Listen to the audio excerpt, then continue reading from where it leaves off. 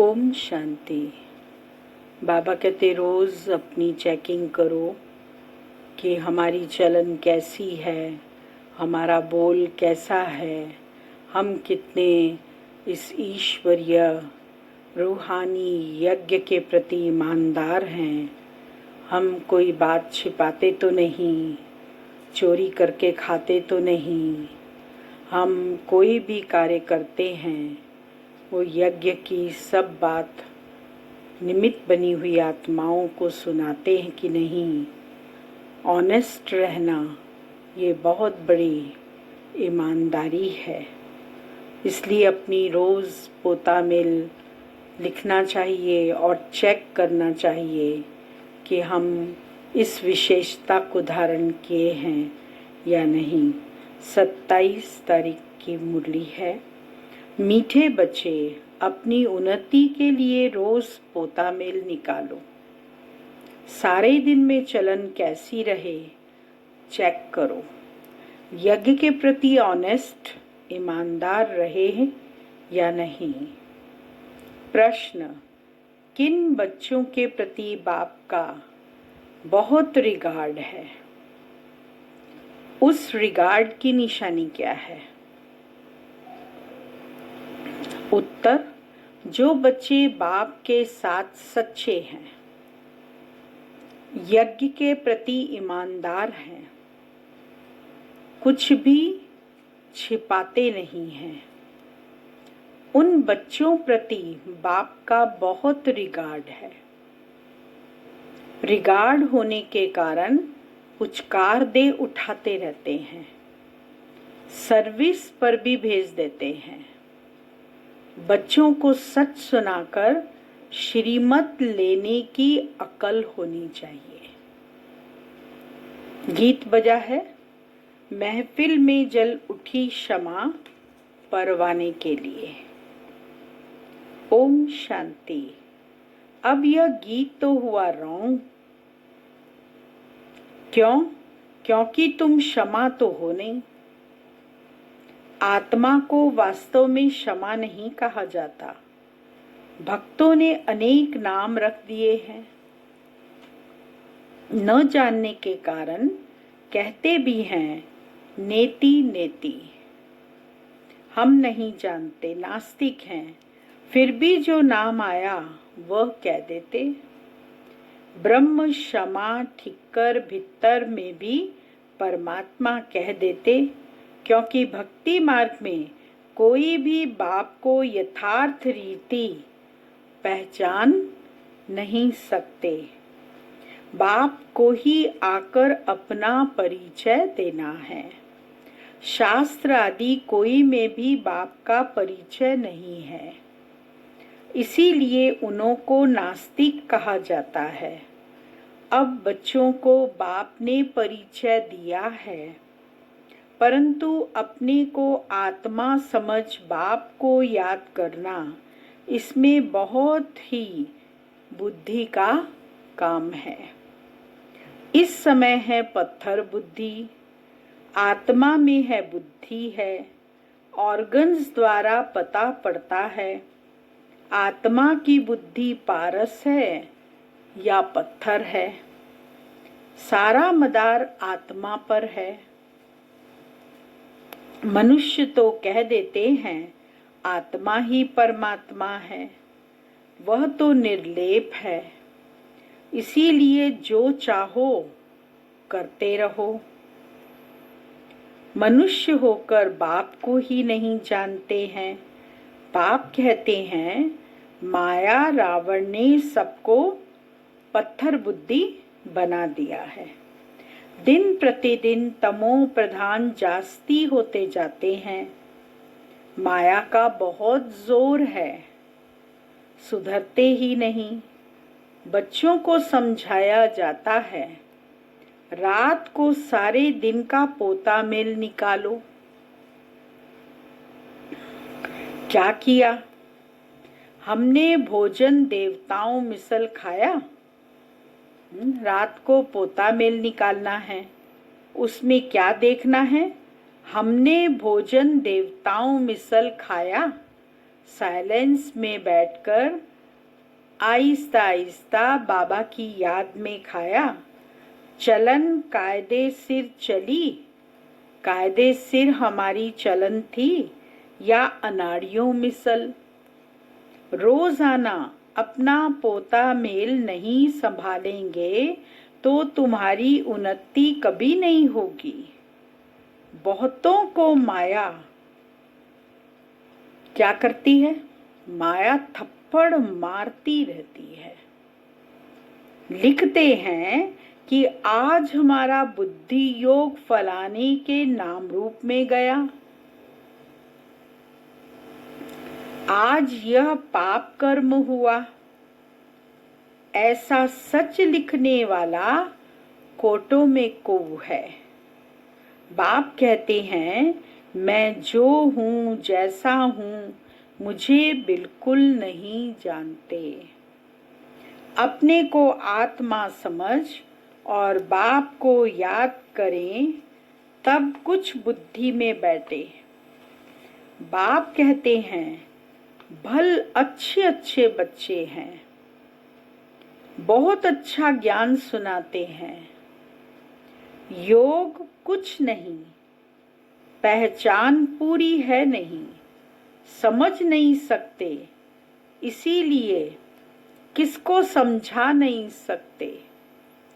सारी दुनिया के मनुष्य मात्र रचता और रचना को बिल्कुल जानते नहीं, तो गोया कुछ भी नहीं जानते।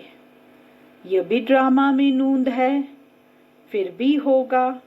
5000 वर्ष बाद फिर यह समय आएगा और मुझे आकर समझाना होगा। राजाई लेना कम बात नहीं है, बहुत मेहनत है। माया अच्छा ही वार करती है, बड़ी युद्ध चलती है। बॉक्सिंग होती है ना, बहुत होशियार जो होते हैं उनकी ही बॉक्सिंग होती है। फिर भी एक दो को बेहोश कर देते हैं ना। कहते हैं बाबा माया के बहुत तूफान आते हैं। यह होता है सो भी बहुत थोड़े सच लिखते हैं, बहुत है जो छिपा लेते हैं। समझ नहीं कि मुझे बाबा को कैसे सच सुनाना है, क्या श्रीमत लेनी है, वर्णन नहीं कर सकते। बाप जानते हैं माया बड़ी प्रबल है। सच बतलाने में बड़ी लज्जा आती है। उनसे कर्म ऐसे हो जाते हैं जो बताने में लज्जा आती है, बहुत पछाड़ती है। आधा कल्प में सुख देता हूँ तो आधा कल्प फिर माया दुख देती है। अच्छा, मीठे मीठे सिकिल दे बच्चों प्रति माता पिता बाप दादा का याद प्यार और गुड मॉर्निंग। रूहानी बाप की रूहानी बच्चों को नमस्ते और रूहानी बच्चों की रूहानी बाबा को याद प्यार गुड मॉर्निंग नमस्ते। मुख्य सार है पहला पॉइंट, अंतर्मुखी बनकर शरीर के भान से परे रहने का अभ्यास करना है। खान पान चाल चलन सुधारना है। मुझे अपने को खुश करके अलबेला नहीं होना है। दूसरा पॉइंट, चढ़ाई बहुत ऊंची है, इसीलिए बहुत बहुत खबरदार होकर चलना है। कोई भी कर्म संभाल कर करना है, अहंकार में नहीं आना है। उल्टा कर्म करके सजाएं नहीं तैयार करनी है।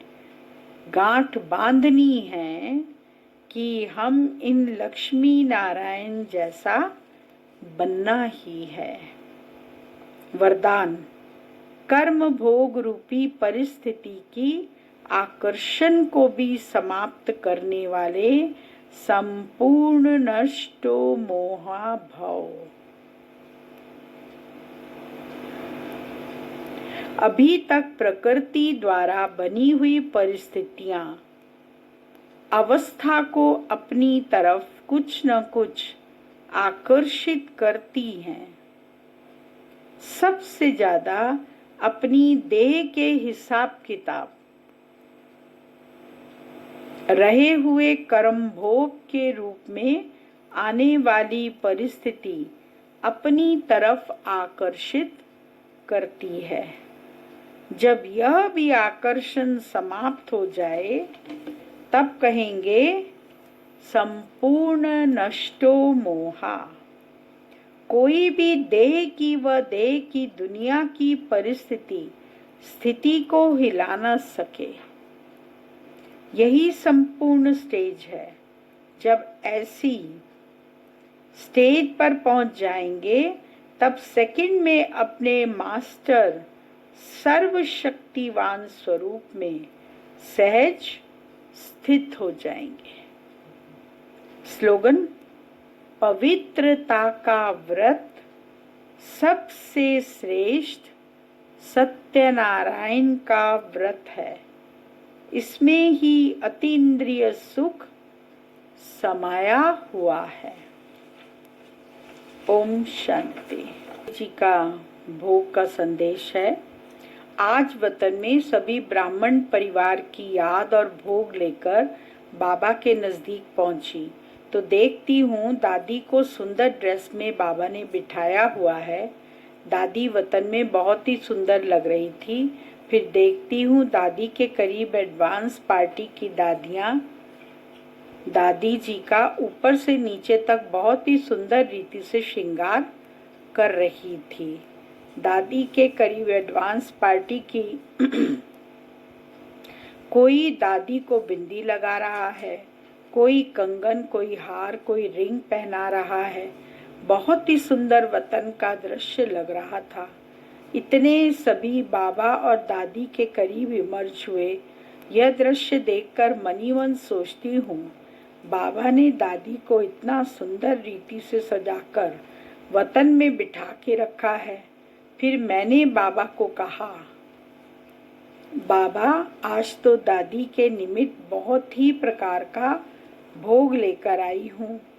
तो देखती हूँ कि दादी और बाबा के करीब इतनी भोग की थालियां थी।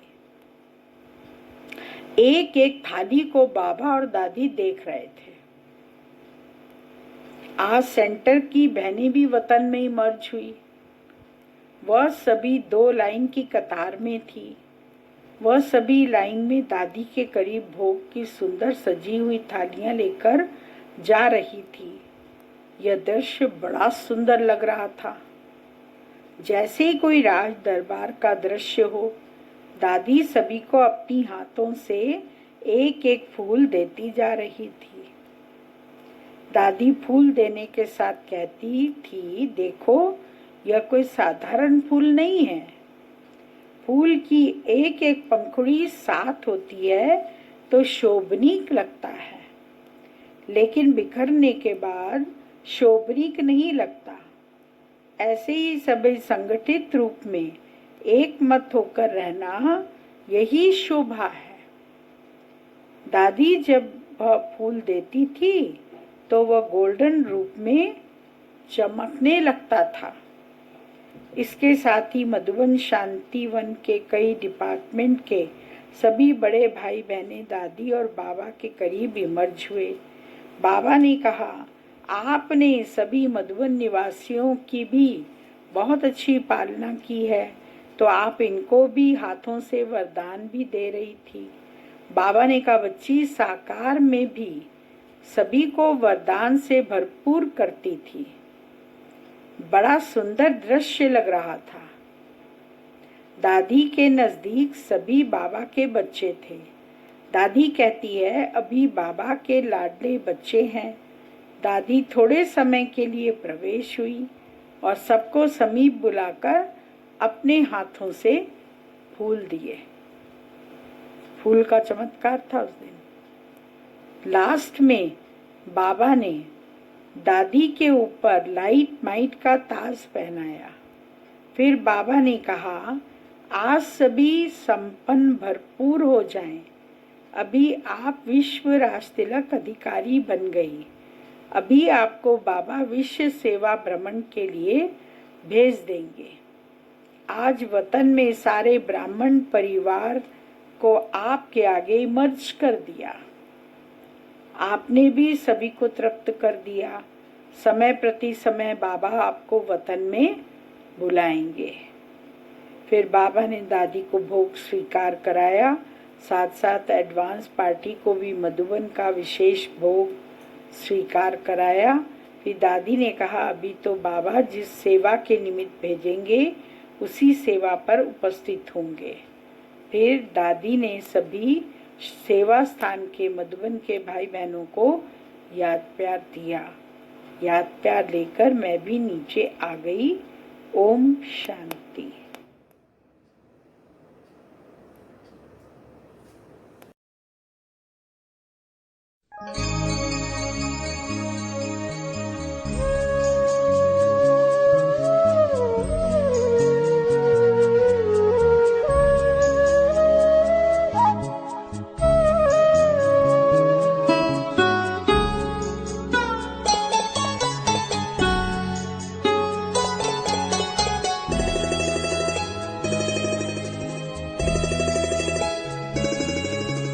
जीवन के दाता सांसों के स्वामी, ये नैया की पतवार तुमको है अर्पण।